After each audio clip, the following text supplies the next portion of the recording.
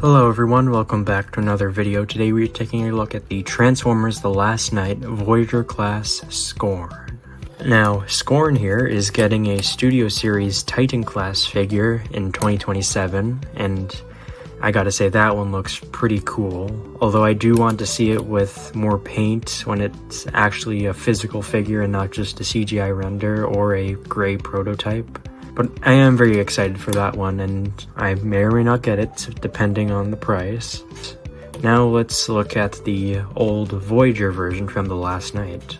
Even though he wasn't in the movie, I gotta say, this figure just slaps. Red is my favorite color, so seeing a red, silver, and like gray and black figure, it's just awesome. It also helps that Scorn just has the coolest design ever for the Dinobots, with the tail for the arm, and the fact that he turns into a Spinosaurus. Now, he does have a good chunk of stuff on his back, but yeah, this was from the Last Knight toy line, and that toy line was just kind of in transitional era between the whole Age of Extinction simple figures and the starting to get more complex Studio Series figures, and this was just a very in-between toy line.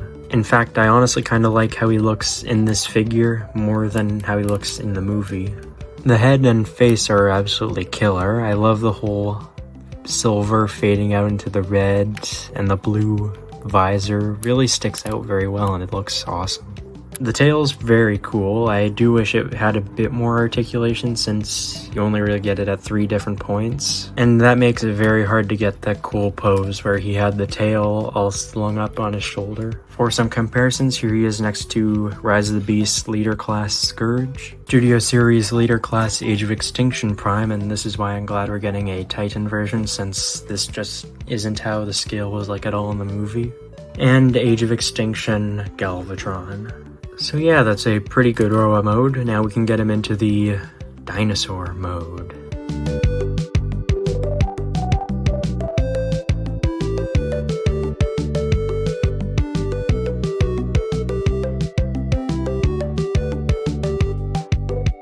That transformation was actually kind of difficult to film since he kept bumping into the camera because he was so long.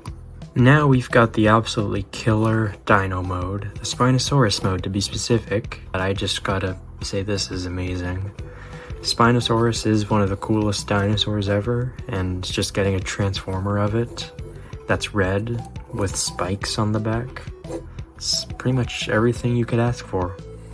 Now, I got this figure back when I was a kid, so when I was just still, bashing them around and playing with them. So he still has a bunch of scrapes and paint coming off. But looking past that, the head's really cool. He's got an opening mouth with good looking teeth in there. Now you can still see his robot mode arm right in there. Just does a little weird Adam's apple. I don't really like how that looks. The head moves side to side and up and down. The arms can go on ball joints. The tail looks awesome as always. It's got some good articulation here. And the legs pretty much articulate the same way they do in the robot mode, although you kind of have to make sure you're placing them the right way because you gotta balance him. And you can get some great poses out of this guy. Here he is next to Rise of the Beast Bumblebee, a War for Cybertron Decepticon Trooper, and Rise of the Beast Double Punch. So that's it for my review on the Transformers The Last Knight Voyager class Scorn.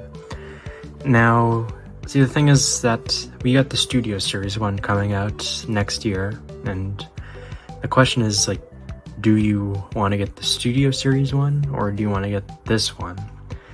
And I guess it depends on if you are a big scale person, since this one doesn't scale with anything aside from tiny Legends class figures. I definitely recommend getting the Studio Series one since that one's just gonna scale well with all your collection, and this one you can get if you just like old movie toys and just want something to pose around and don't really care if it scales with anything. Thank you so much for watching the video. I hope you have a good day, and goodbye.